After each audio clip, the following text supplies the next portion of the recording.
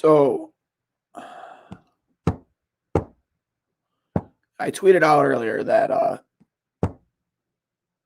little over a year ago after the rant and everything, the thing that made me relevant, I guess, is that I never thought it could get worse after that. Like everything that happened after that, just like the dysfunction around the organization, the scrambling, the media outcry, a rally in the plaza, shirts, signs, everything that came along with it. And I apologize for my voice. That's what this team has done. It's drained me to the point where I don't have a voice for the last 3 games. Didn't think it could get worse than that. I mean, honestly, how could it get worse? How could it get worse than literally the national spotlight being on your team in such a negative way, to the point where a fan is put up like on this like imaginary pedestal, and people like are asking me, a guy who just watches the games, what's so wrong? Why are you so mad? Why this? Why that? Didn't think it could get worse. Genuinely didn't think it could get worse than that. Right? I mean, how could it? How could it get worse than that? And here we are. We're 3 losses in a row out of a COVID pause, which, granted, again, they have every excuse, like to suck right now because of what we went through for 2 weeks. But I wrote about this. It's not even just the losing. It's not just the losing, right? It's just, you watch the TV and you do the eyeball test, and it's like, are they even trying? Do they even care? Like, where's the effort? Where's the passion? Like, where's the hitting? Where's this? Where is the body language and just the general, they care. Because at least when, like, in the late 90s and early 2000s, even like the times where they weren't that good, like, you could watch a game and know that they realized how important this was to us, the fans, and they were out there giving it their all. They were out there giving it their all for us, the middle class people who bust their ass 40, 50, some even 60 hours a week and spend part of that paycheck that they probably can't afford to spend on a ticket to come watch you play hockey, watch you have a privilege to play a game for a living where you make millions of dollars a year. It's a privilege. It's the greatest job in the world that only like a select few, granted you worked hard to get there, but you play a game for a living. And we bust our asses to be able to pay to watch you live your dream for a couple hours a night, a few times a week. We pay our hard-earned money for that. And that's what we get? That's what you give us? I mean, I'm just sick of yelling. I'm so sick of yelling. It's not my shtick. I don't want to yell. I really don't. I don't want to keep yelling. I'm really just sick of it. It's not something I want notoriety for. It's not something that I want to, I want people to, oh, Duane, that's the guy who just yells into a microphone or yelled on the phone. I don't want to be known for that. I would so much rather have a hockey team that wins a Stanley Cup and makes deep playoff runs than have anybody know who the hell I am.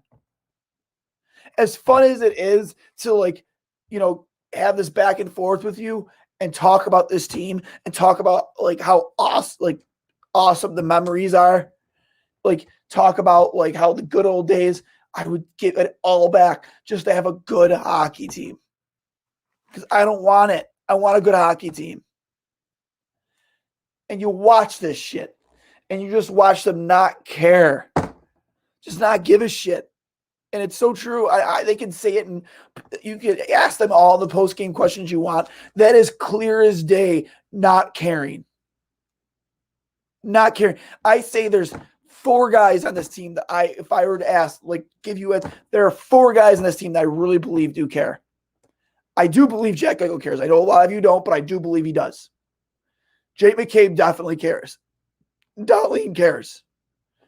And he's not in the lineup, but Rasmus Ristolainen cares. The rest of them could give less of a shit. Maybe Lazar, just like they're collecting paychecks. It's what it is.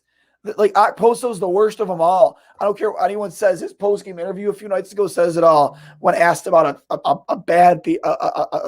shotless third period, we had a bad period. It is what it is. You had the balls to say that to the people of Buffalo when you make $6 million a year, have an A on your jersey.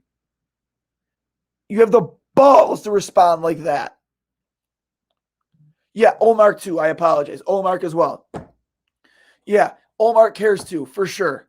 Like, even more so now after the loss of his father. But, like, you have the balls.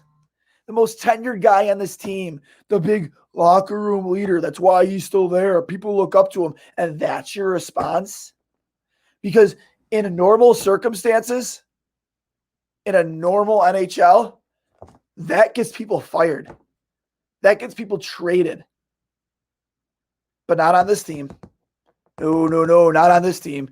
This team has come to accept mediocrity. Ownership has come to accept mediocrity because they care so much about what's going on over at One Bills Drive. They're on Watt Watch. They don't care about what's going over at KeyBank Center. It's at One Seymour H. Knox Plaza.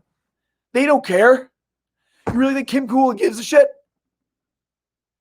They're making bank, bro, with the Bills. They don't care. And I'm sick of it, man. I'm so sick of it. Growing up watching this team used to be so much fun, and it affected so many different aspects of my life, like making friends, even growing up before I even played competitive hockey. You couldn't drive down a main street and look down a side street without seeing somebody playing street hockey in a driveway or in the street. People wearing like Danny Briere jerseys, Hasek jerseys, Pekka jerseys, Shatan jerseys, all of them, Miller, Drury, Vanek, Roy, Pominville, all of them wearing their jerseys out with pride. And where we've gone from there? Now they're all out wearing McDavid jerseys. Now they're all out wearing some of them Austin Matthews jerseys. So, which would have been absolutely criminal back when I was younger. You would never catch me dead in a Leafs jersey. If somebody gave me a Leafs jersey, I'd burn it. You see me wearing Crosby's jersey. I would never be caught dead in a Crosby jersey. But that's what these kids have been raised to know. Just a team that doesn't care about them. A team that just cares about taking your money. Like, I know it's a choice. It's an absolute choice to invest yourself into something like this. Like, nobody's holding a gun to my head and saying, you have to watch the Sabres. You have to care about the Sabres. But, like, they affected my life so much growing up in so many positive ways because I didn't have, like, a normal childhood, man. I was shy. I was awkward. I went through, like, spats of depression. But the one constant I always had were the Buffalo Sabres and knowing that they were always going to be there and they were going to play their balls off. And even if they weren't even that good, they were still going to do their best for me, the fan. Yeah, they're making millions of dollars, but at the same time, they're doing their very best. Their very best for us, the fans. But now, it's just like, and now this year more than anything, we're all some of us are so secluded. We choose not to go out. We're in a pandemic. We can't go to a game. It's frowned upon to go to a bar to watch a game or to your friend to gather and even small groups watch a game. So, like, I've literally watched almost every game this season by myself. I mean, yeah, I have the guys from Crossing Swords and Trainwreck, but like, I'm here at home by myself. And I'm a guy that's dealt with like depression, is dealt with like just feeling down for no reason sometimes. And this team used to get me through so much. And now I watch this like that. That's what we're watching. That's what it is now. Hockey heaven. All the crap that was spoon fed to us, all the bullshit that was spoon fed to us. That's where we're at. That effort, that lack of caring, that lack of emotion. You know what I mean? I mean, as much as like the media made like Ted Nolan out to be like some, he's not an X's and O's guy. He doesn't run a system. You want to know what this team wouldn't do under Ted Nolan is play like that and play like with a lack of passion, because you don't want to know what Ted Nolan never had superstars. I mean, I think he might have had LaFontaine for years, but he never had a Jack Eichel. He never had a Rasmus Dahlin. He never had those guys. But he backed up by a world-class goaltender in Dominic Hasek, the greatest of all time. He was able to get players to skate through a wall from and win a division in 96, 97. And then Lindy Ruff later on did the same thing with average players. Average players. Yeah, they played great defensive hockey, but average players. There were no superstars. Like, there were no Hall of Famers. But you got guys to play for you and play with passion and play with heart. And we haven't seen that in how long? We haven't seen that since Lindy left. We honestly have not really seen that since the Tank year. Because as everybody wants to say that, Tank didn't work, that Tank team played with heart every single night. They played with a chip on their shoulder. They knew they were put on the ice to lose, and they busted their balls every single night. And they were really never out of many games. They really weren't. They were losing, yes, but they were never really out of any games. That was the last time we had a team, in my opinion, that consistently, night in and night out, gave everything they had, even when they had no reason to, when literally they were built to lose. They were an AHL team in the NHL. But they played with heart and they played with passion. And this team can care less, man. They do not give a shit. They don't. I'm so sick of caring this much. I'm so sick of just watching this and just blank staring. Just like, what is this? Why? Like, I just, yeah, exactly. Perfect example right here. Where is it?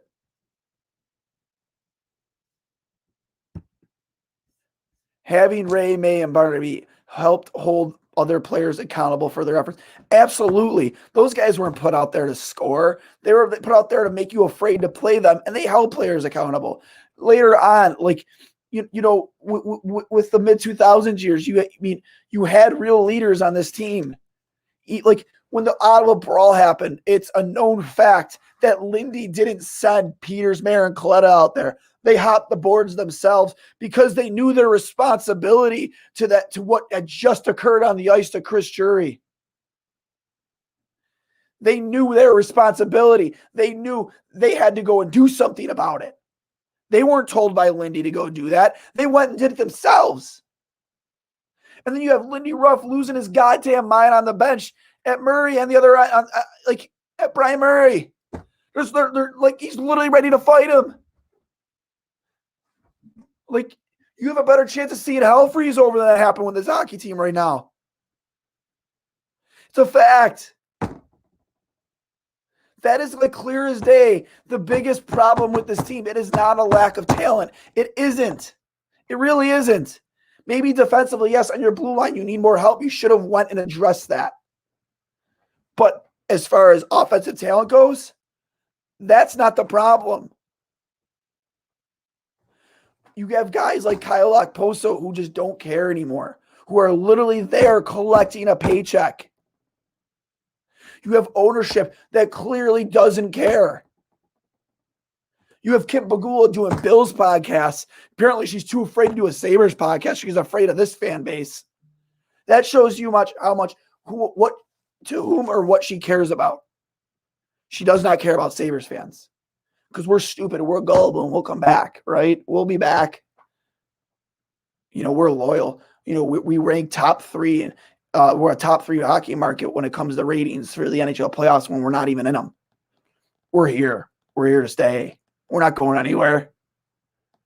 So they can focus all that attention on the Bills, making money with the Bills. It's a joke, man. It's an absolute joke.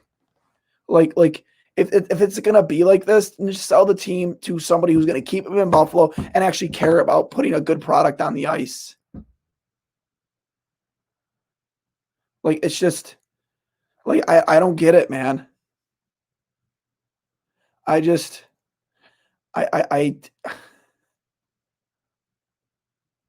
don't know, man. It's I don't know what else to say. It's it's mind-boggling that a team that loved and embraced hockey so much 10 years ago has come to this. You know, our youth is out wearing other teams' players' jerseys. You know, rather watch other teams on TV than watch the Sabres. You went from literally, it was hockey heaven, man. It was great. It was a wild ride in like those late 90s and then those mid 2000s, the late 2000s. Like it was a wild, wild ride. And now we're here. This is where we are. And I just don't get it, man. I don't understand it. I don't know how we got here. I'm at a loss. And like, I'm sick of yelling. It's just, I just want them to care as much as I do. Just care as much as I do. You're the ones making millions of dollars a year. Just care. Just give a shit. Even if you fucking lose, just give a shit. Care.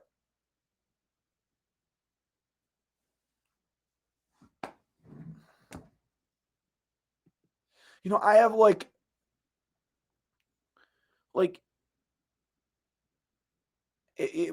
how did we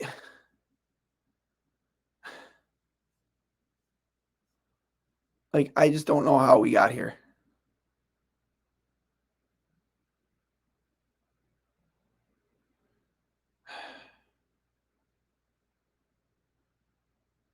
I just don't know.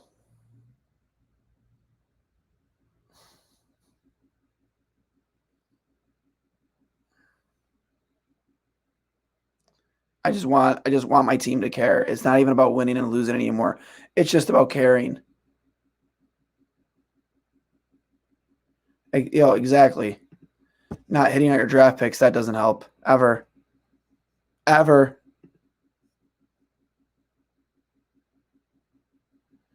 It's just I'm sick of being the guy that yells. I'm sick of being the guy that's expected to yell. I just want to have a hockey team that cares. So when I get done watching the game at night, I can actually talk about some positives rather than all just nothing but negative.